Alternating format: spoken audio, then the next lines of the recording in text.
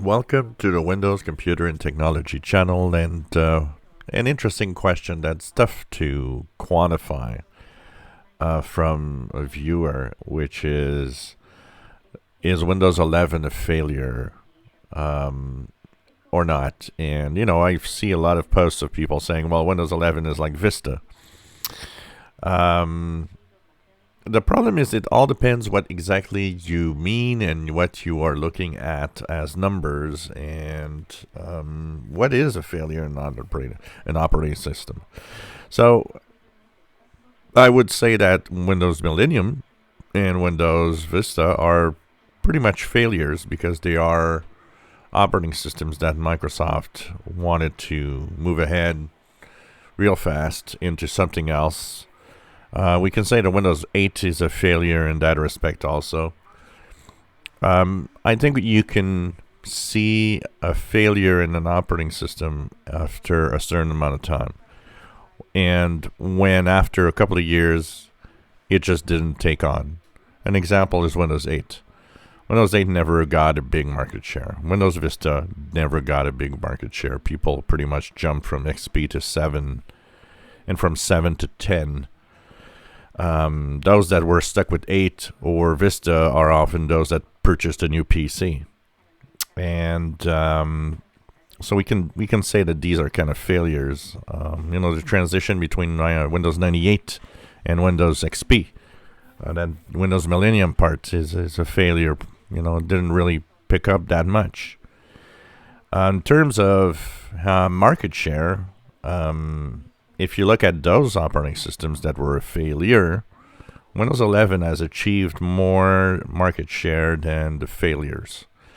After a year and a couple of months, it has definitely done, 1 out of 5 PCs is running Windows 11. Considering that the minimum requirement is so high, we can't say that's actually a bad number. But it definitely isn't the rise that Windows 10 actually enjoyed. Windows 10 enjoyed a much faster rise in market share. A lot to do with the fact that everybody on Windows 7, you could just move on to Windows 10. And Windows 7's market share was very high, so there was that momentum that was possible. Now, the problem is not necessarily that it's a failure. It's something certainly a lot of people talk about. And it depends also what you mean by failure, because a lot of failures, some people tend to put failure in an operating system that's buggy and problematic.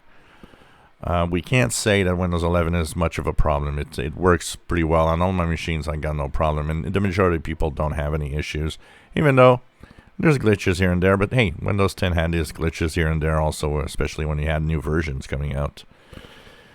So is it a failure? It will depend on who you ask, because some of you out there are going to say, oh, yes, it is. I will not put it in the failure department, but I will not put it in the it's a big winner department either. Especially now that we know Windows 12 is coming next year.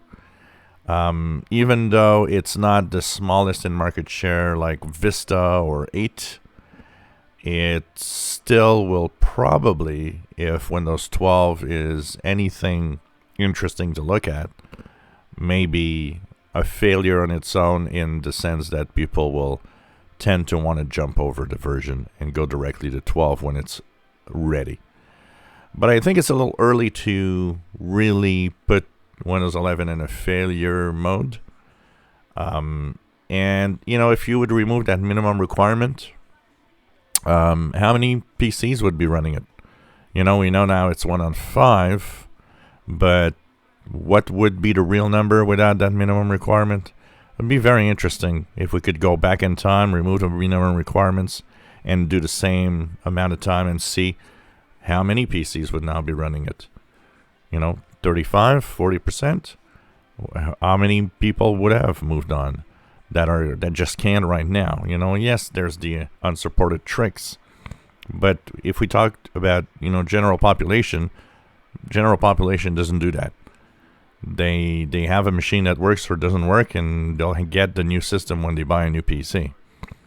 So personally, I don't put it into failure, but it's not going to be something that we're going to remember much in the future, probably. Not like we remember Windows XP or we remember Windows 7 or Windows 95.